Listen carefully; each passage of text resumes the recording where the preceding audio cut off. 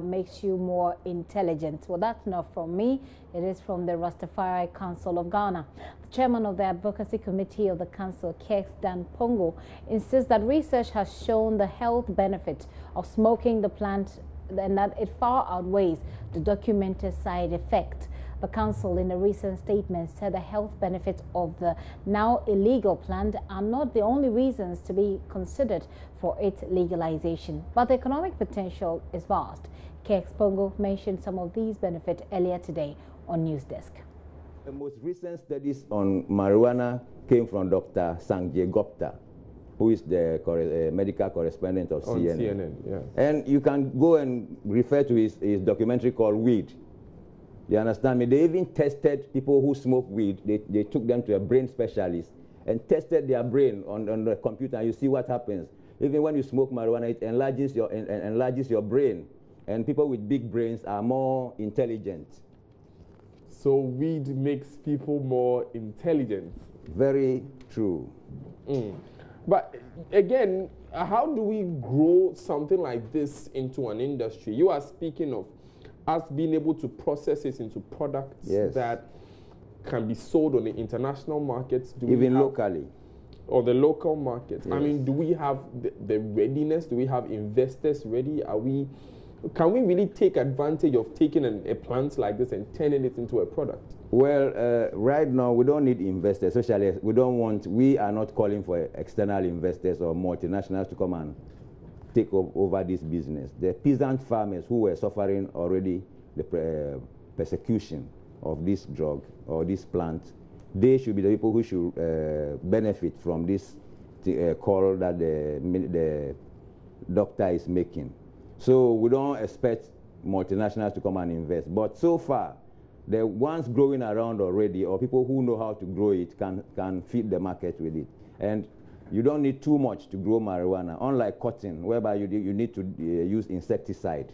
You don't need insecticide on marijuana. Even cocoa, you need to use insecticide. And those insecticides wash back into our water bodies and then contaminate our water bodies. Marijuana does not need any of those. And when you plant marijuana somewhere, an arid land which is not fertile again, and you plant marijuana for 2 years, any plant you plant there will grow more than even using fertilizer. Kex Pongo, he also mentioned some diseases which you could treat with marijuana. It's from Israel, from Canada, from Spain, from America, who have made this research. They came together and made the research and realized how, useful and how less dangerous or harmful marijuana is to humans, and not that it is only less harmful, it also protects you from certain ailments. Ailments like lungs cancer. You understand? People who smoke marijuana heavily, the THC, the tetrahydrocannabinol, which is in marijuana, melts the dead blood cells, which would have turned to cancer. Also in the brain, we have something called a blood-brain barrier. Blood that does not enter the brain because it will carry contaminants into the brain. So when we read the barrier, nothing can penetrate that barrier except tetrahydrocannabinol because of its fat-soluble nature. So any disease inside the brain, the most simplest way to treat it is to use tetrahydrocannabinol. Okay, let's finish up on the economic aspect. Okay. We keep going between economics and health, but that's the nature of the plants we're talking about. There are so many avenues there for Ghana to make money, so many industries that Ghana could take part of. Why marijuana in particular? Because marijuana is the uses of marijuana is very vast. You have more than 250 products you can get out of marijuana. As I'm saying, your studio, if you want to insulate your studio and you use the fiber of marijuana, there's no moisture that will come into the studio. You understand me? If you build a house with marijuana or hemp plant, for the next 20 years, it will be absorbing the carbon dioxide in the atmosphere. You understand me? Now, if you can plant marijuana within like 6 months, the most, and you harvest, and then you plant any other plant, even trees on the land, and it will regrow for you.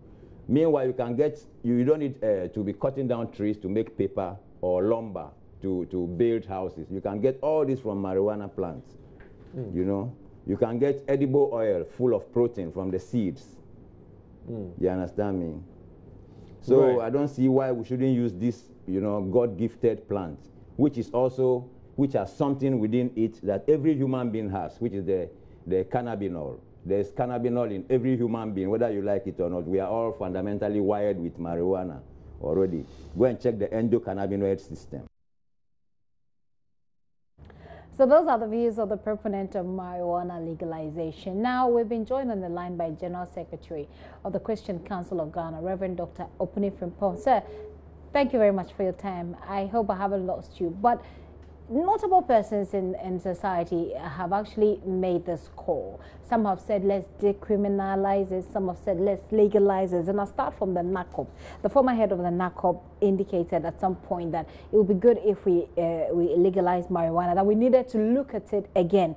The Standards Authority recently had also spoken about it. Yesterday, there's a group that's also calling for decriminalization of the use of marijuana. As a Christian council, and your voice goes very deep down into the ears of Ghanaians from the top to bottom, what do you say to this? Hello, Gipti. Yes, sir. Yeah, good afternoon. Good afternoon to you, sir, and thank you very much for your time. Yes. It's a joy having the opportunity. Right. I was asking you where the Christian Council, whose voice goes very deep down the ears of Ghanaians, both from the top to the bottom, on the issue of legalizing marijuana. It's not just the Rastafari Council that's speaking. The Standards Authority recently has spoken about it. The NACOP, leadership of the NACOP at some point spoke about looking into the legislation around marijuana use, etc. As the Christian Council, where do you stand on this matter? Yeah, now I will say as we continue the conversation on the legalization of whether the cultivation or the usage of marijuana, we say that we should not only consider the economic impact, but we must as well consider the social impact. Okay. We are a country, we have been told how many times that one of the major causes of mental challenges in our country is substance abuse. And people who are suffering mental as a result of substance abuse, some of them have been left in our mental hospitals, not even having adequate doctors, nurses, and all that. Some are walking on our streets naked. Some have been chained in centers. Countries that have legalized drugs, some of the drugs we are talking about, have common things like rehabilitation centers. At the moment, let somebody tell us how many rehabilitation centers do we have in this country for those having mental challenges. And that is why I would suggest that we must move from concept to creation. You should not just talk about the ideal things like we just saw from the conversation on the program. But what are we creating for the challenges that will be emerging, whether it's just legalizing cultivation or even legalizing usage? And so our position has not changed, that as a country, this is not the time for us to consider legalizing any drug, including weed and other things. And we must learn from countries that are suffering from the social impact, negative social impact of drugs, like some of the Latin American countries. Well, what do you say then to those who say that whether or not you like it, people are smoking weed, people are using it, so why don't you rather legalize it, or why don't you rather create a certain regulatory regime around it so that you can control how it is used, so then that it is not abused? Beside that, you also have the economic benefits as well. Yes. Let me say that we need laws, and we have laws to control things and protect things that we consider relevant to us. At the moment, there are so many things that people are doing in this country. The more we say we don't need it, they force those things on themselves society, we will still want to protect the larger society, the bigger interest of our society. Basic thing like even galamsey, that even we have given people licenses. The challenges as a country we are facing at the moment. Now you tell me, oh, whether you like it or not, people are doing it. Yes, whether you like it or not, people are into robbery. People are stealing.